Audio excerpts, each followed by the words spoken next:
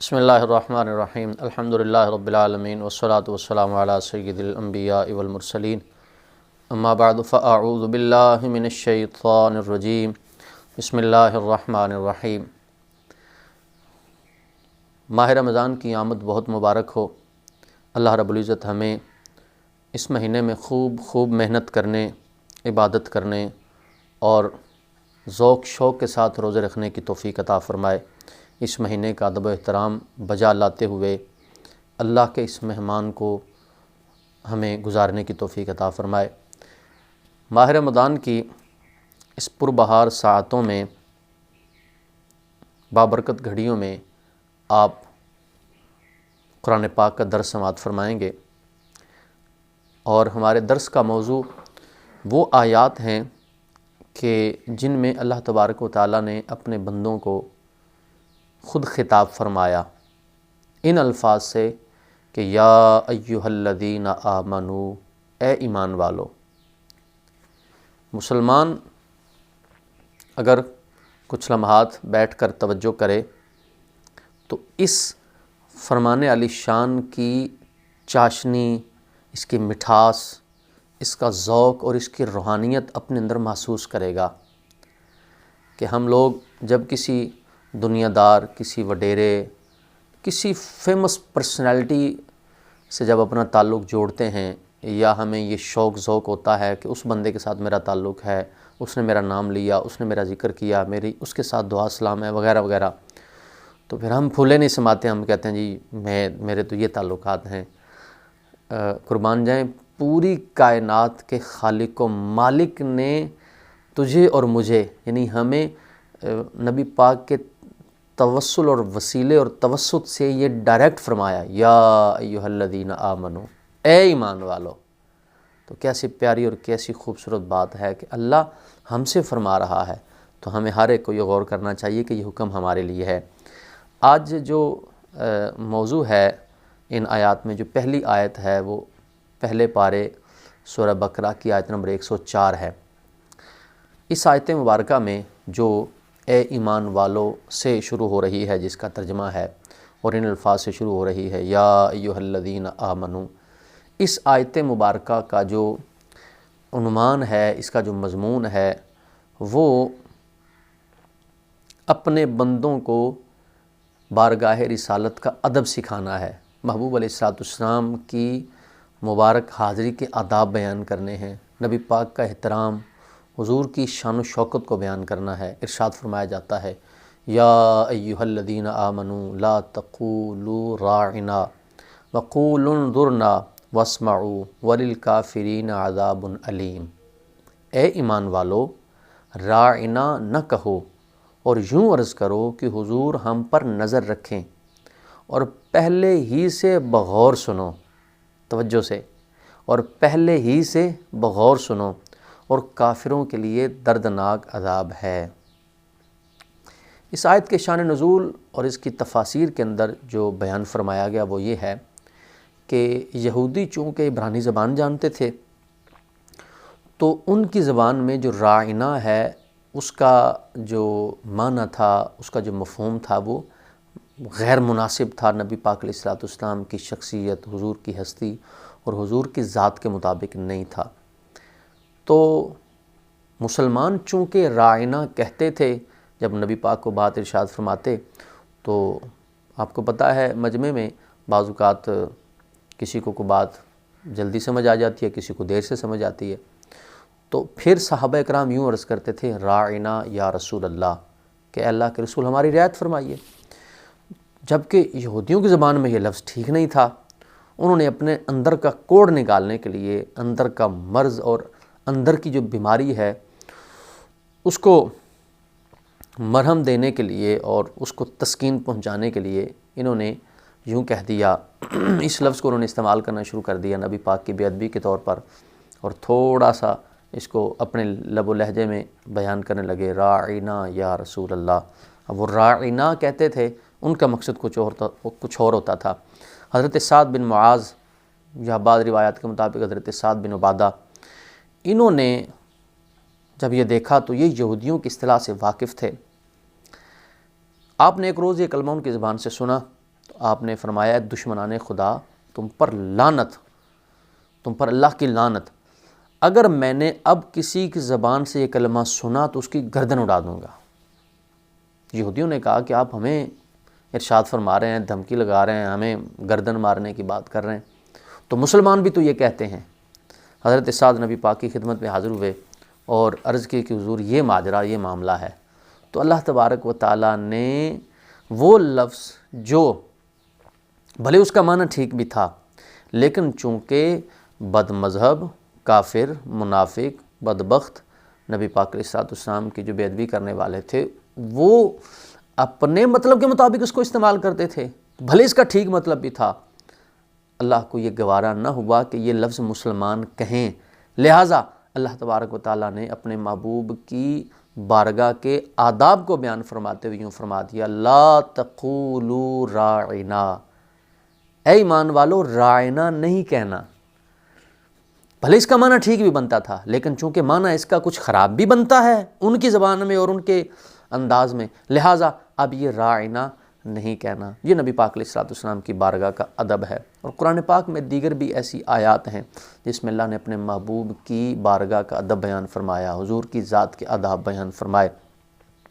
چنانچہ 26ویں پارے میں سورہ حجرات میں اللہ تبارک و تعالیٰ نے ارشاد فرمایا، یا ایھا الذین آمنوا لا ترفعوا اصواتکم فوق صوت النبی، اے ایمان والو اپنی آوازیں نبی کی آواز پر اونچی نہ کرو، اور ان کے حضور زیادہ بلند آواز سے کوئی بات نہ کہو جیسے ایک دوسرے کے سامنے بلند آواز سے بات کرتے ہو، کہ کہیں تمہارے اعمال برباد نہ ہو جائیں اور تمہیں خبر ہی نہ ہو۔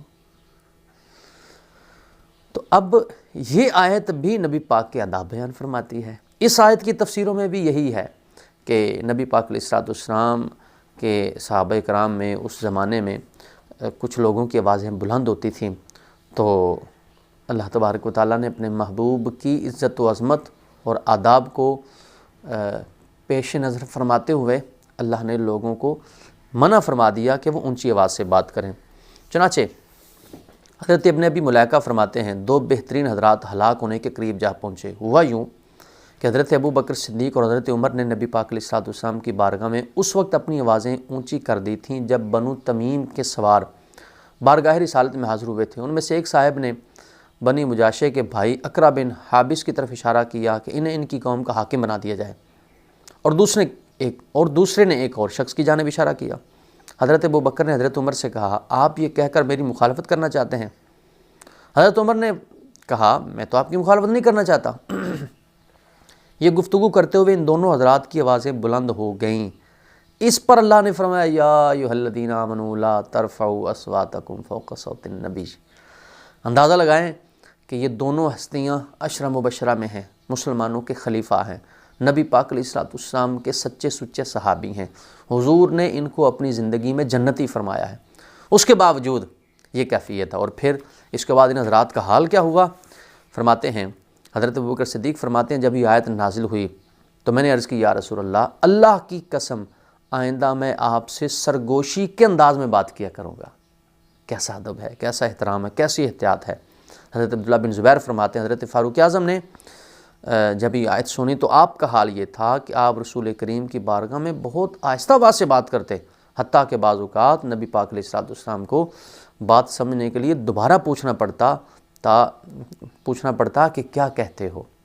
یہ نبی پاک کا ادب ہے۔ بخاری شریف کی وہ مشہور و معروف حدیث جو عروہ بن مسعود ثقفی نے جا کر صحابہ کرام کی حالت دیکھی اور جا کر کافروں کو بتایا کہ وہ تعداد میں تھوڑے ہیں، کھانے پینے میں قلت ہے، اسلحہ بھی کم ہے، لیکن پھر بھی تم ان سے جنگ نہیں جیت سکتے۔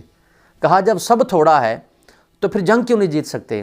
کہنے لگے میں نے کیسر و کسریٰ کو بھی دیکھا ہے، ان کے درباروں کے، محلوں کے، ان کے مختلف جو ریاست کے قوانین ہیں، آداب ہیں، وہ بھی میں نے دیکھے ہیں، ان کو میں نے دیکھا ہے، وہ بڑی فرما برداری کرتے ہیں، لیکن جتنا فرما بردار اور ادب کرنے والا میں نے حضور کے غلاموں کو دیکھا ہے، ایسا میں نے کسی کو بھی نہیں دیکھا ہے۔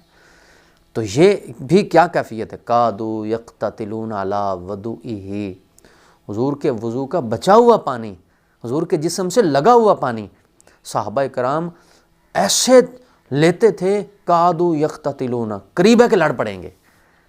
یہ نبی پاک علیہ الصلوۃ والسلام سے محبت ہے، حضور کے آداب میں کہ وہ پانی زمین پر نہیں گرنے دے رہے۔ تو یہ کچھ کیفیات ہیں۔ حضرت ثابت رضی اللہ تعالیٰ عنہ کے بارے میں حضرت انس فرماتے ہیں جب یہ آیت نازل ہوئی لا ترفعوا اصواتکم فوق صوت النبی، تو یہ اپنے گھر میں بیٹھ گئے، اللہ تعالیٰ کی خوف کی وجہ سے کہنے لگے میں اہل نار سے ہوں۔ جب یہ کچھ عرصہ بارگاہ رسالت میں حاضر نہ ہوئے تو نبی پاک علیہ الصلوۃ والسلام نے حضرت سعد بن معاذ سے ان کا حال دریافت کیا۔ انہوں نے عرض کی وہ میرے پڑوسی ہیں اور میری معلومات کے مطابق انہیں کوئی بیماری بھی نہیں ہے۔ حضرت سعد نے حضرت ثابت سے اس بات کا ذکر کیا تو آپ نے کہا یہ آیت نازل ہوئی ہے، یعنی لا ترفعوا اصواتکم فوق صوت النبی، اور تم لوگ جانتے ہو کہ میں تم سب سے زیادہ بلند آواز ہوں، اور جب ایسا ہے تو میں تو جہنمی ہو گیا۔ حضرت سعد نے یہ نبی پاک علیہ الصلوۃ والسلام کی بارگاہ میں ساری صورتحال عرض کر دی تو آپ علیہ الصلوۃ والسلام نے فرمایا وہ جہنمی نہیں بلکہ وہ جنت والوں میں سے ہے۔ نبی پاک علیہ الصلوۃ والسلام نے جنت کی خوشخبری بھی انہیں سنا دی۔ تو یہ سارا کا سارا مواد ہمیں کیا بتاتا ہے کہ سرکار علیہ الصلوۃ والسلام کا ادب کیا جائے، حضور کے متعلقہ چیزوں کا ادب کیا جائے، حضور کے دربار کا ادب کیا جائے۔ بلکہ حضرت نعمان بن بشیر فرماتے ہیں نبی پاک کے ممبر کے پاس 3 شخصوں نے کلام کیا، ایک نے کہا میں حاجیوں کو پانی پلا لوں اسلام لانے کے بعد تو یہ کافی ہے، ایک نے کہا میں اللہ کے گھر کو حرم کو آباد کر لوں تو یہ کافی ہے، تیسرے نے کہا کہ اللہ کی راہ میں جہاد کرنا تمہاری کہی ہوئی باتوں سے افضل ہے۔ جب حضرت عمر نے یہ ساری گفتگو سنی تو آپ نے انہیں ڈانٹتے ہوئے فرمایا رسول اللہ کے ممبر کے پاس اپنی آواز بلند نہ کرو، یعنی ممبر کے پاس بھی یہ فرمایا کہ آواز بلند نہ کرو۔ حضرت امام مالک رضی اللہ تعالیٰ عنہ، آپ کا جو ادب ہے، احترام ہے، مدینہ منورہ دیواروں کے ساتھ چلتے تھے، دھیان سے قدم رکھتے۔ کسی نے پوچھا خیریت تو ہے، ٹھیک طریقے سے کیوں نہیں چلتے، بازاروں میں کیوں نہیں چلتے، کیوں سمٹ کے چلتے ہیں؟ فرمانے لگے ڈر لگتا ہے، پاؤں سمیٹ کے اس لیے رکھتا ہوں کہ کہیں جہاں حضور کے قدم لگے ہوں وہاں میرا کہیں پاؤں نہ آ جائے، اس لیے میں سائڈ پہ ہو کر چلتا ہوں۔ ان کی محبت ہے، یہ ان کا پیار ہے، اور یہ ادب ہے نبی پاک علیہ الصلوۃ والسلام کے شہر کا، حضور کے دربار کا، حضور کی نسبت کا۔ اسی وجہ سے علماء فرماتے ہیں کہ نبی پاک کے متعلقہ ہر چیز، حضور کے نالین ہیں، حضور کے منہ مبارک ہیں، حضور کا جبہ ہے، حضور کی آل ہے، حضور کے صحابہ ہیں، حضور کا شہر ہے، یہ جتنی بھی چیزیں ہیں، علماء ہیں، قرآن پاک ہے، جتنی بھی چیزیں جو نبی پاک کے متعلقہ ہیں انہیں جو ہے نا وہ ان کا احترام کرنے کا حکم ہے، ان کا ادب کرنے کا حکم ہے۔ اور بالخصوص علماء کے بارے میں تو العلماء ورثۃ الانبیاء کے الفاظ خود حضور کے ہیں، تو چونکہ یہ انبیاء کے وارث ہیں لہٰذا ان کا بھی احترام کیا جائے۔ آج ہمارے معاشرے میں بسا اوقات علماء کے بارے میں کمزور لہجہ اپنایا جاتا ہے، نامناسب الفاظ استعمال کیے جاتے ہیں۔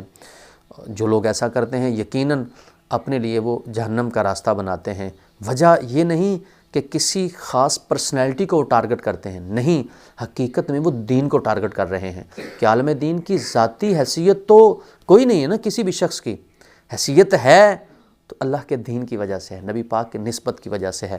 لہٰذا ہمیشہ نبی پاک علیہ الصلوۃ والسلام اور آپ کے متعلقہ ہر چیز کا احترام کیا جائے، اور ہر وہ بندہ جس کا لب و لہجہ نبی پاک علیہ الصلوۃ والسلام کے آداب اور آپ کی شخصیت کے بارے میں ٹھیک نہیں، آپ اس کو سنیں بھی نہ، اس کی طرف دیکھیں بھی نہ، وہ آپ کو غارت کر دے گا، ایمان چاٹ لے گا، کچھ کا کچھ کر ڈالے گا۔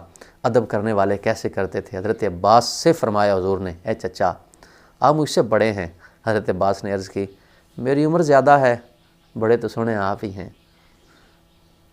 ترمذی شریف میں حضرت عثمان بن عفان نے حضرت قباس بن اشیم سے پوچھا تم بڑے ہو یا رسول اللہ؟ انہوں نے عرض کی، کہنے لگے ہوا اکبر منی وانا ولدت قبلہ، بڑے تو وہی ہیں، پیدا میں پہلے ہوا ہوں۔ پیدائش پہلے ہونا، بڑے ہونا نہیں، بڑے وہی ہیں لیکن میں پہلے پیدا ہوا ہوں۔ یہ ادب کرنے والوں کا انداز ہے، اللہ ہمیں بھی باادب بنائے۔